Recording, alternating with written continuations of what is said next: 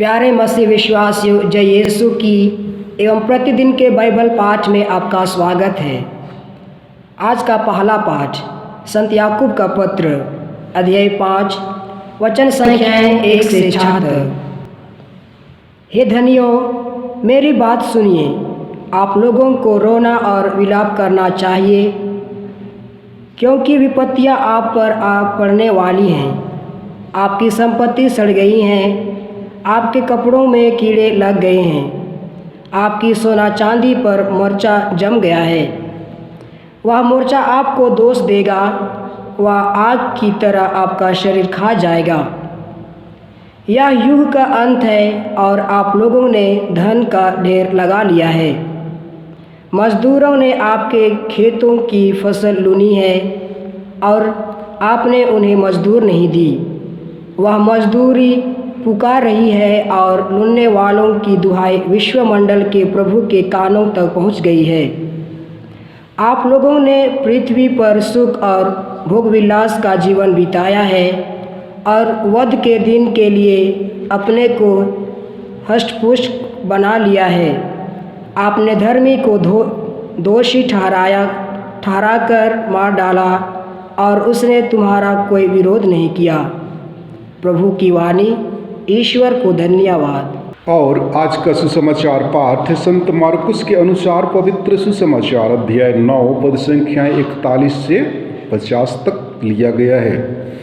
वचन कहता है, यीशु ने अपने शिष्यों से कहा, जो कोई तुम्हें एक प्याला पानी भर इसलिए पिला दे कि तुम मसीह के शिष्य हो, तो मैं तुम्हें विश्वास दिलाता हूँ कि वह अपने पुरस्कार से वंचित नहीं रहेगा।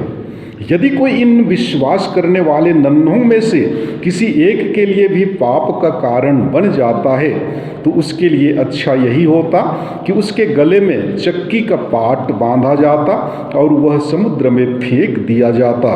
और यदि तुम्हारा हाथ तुम्हारे लिए पाप का कारण बन जाए, तो उसे काट डालो। अच्छा यही है कि तुम लूले होकर ही जीवन में प्रवेश करो, किंतु दोनों हाथों के रहते नरक की ना बुझने वाली आग में ना डाले जाओ।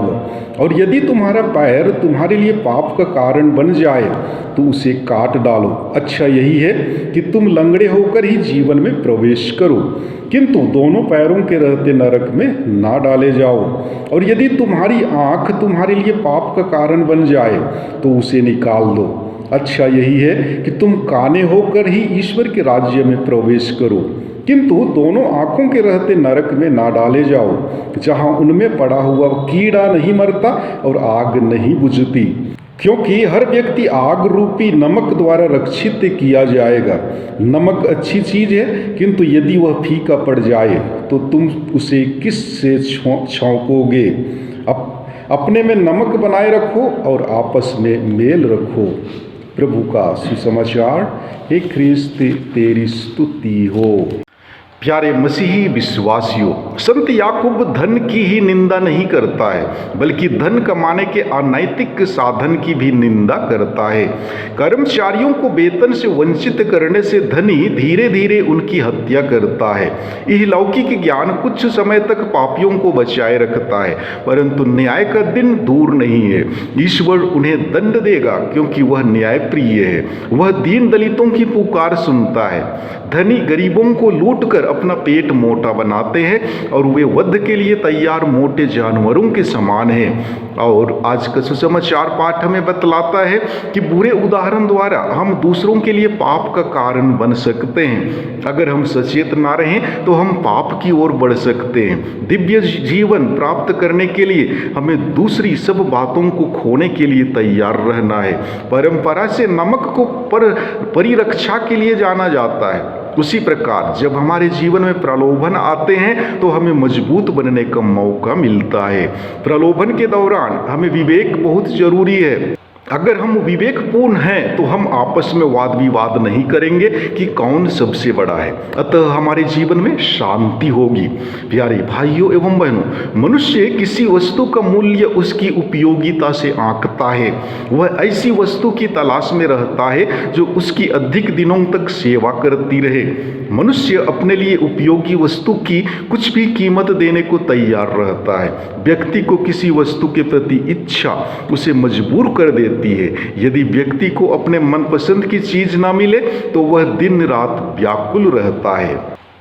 जब तक उसे पा नहीं लेता, उसे पाने के लिए सब कुछ करने को तैयार रहता है, और यदि रुपये देकर खरीदा जाए तो वह उसके लिए भी तैयार हो जाता है। कीमती वस्तु को पाने की लालसा हर मानव के अंतरतम में बनी रहती है। वस्तु को पाने के बाद वह उसे अपने पास तब तक रहने देता है जब तक उसके लिए उपयोग है। इस प्रकार मानव लाभाकांक्षी बन गया है। अपने स्वार्थ पूर्ति के लिए किसी चीज को नाजायज रूप से प्राप्त और प्रयोग करने से भी नहीं चूकता। इन सब के पीछे एक ही रहस्य छिपा है और वह है सुख की प्राप्ति। इसके लिए मानव सब कुछ करने को तैयार हो जाता है। जैसे कि आज के समाज में न्याय का कोई स्थान नहीं है। दरिद्र निर्दोष होते भी सताए जाते हैं। यह सब उच्च अधिकारियों की स्वार्थ पूर्ति के लिए होता है। यीशु गरीब उच्च अधिकारियों द्वारा एक बुद्धि रहित वस्तु की तरह प्रयोग में लाए जाते हैं। मानव जीवन को महत्व नहीं दिया जाता है। मानव अपने ही समरूप बुद्धिजीवी प्राणी का निर्जीव वस्तु की तरह प्रयोग करता है। आज के सुसमाचार द्वारा प्रभु यीशु कहते हैं कि ऐसे लोगों के गले में पत्थर की पाटी बांधकर समुद्र में फेंक दिया जाना चाहिए। आज के सुसमाचार द्वारा प्रभु यीशु कहते हैं कि ऐसे लोगों के गले में पत्थर की पाटी बांधकर समुद्र में फेंक दिया जाए, क्योंकि ये लोग अपने स्वार्थ की पूर्ति के लिए मानव मूल्यों को नकारते हैं। आमीन।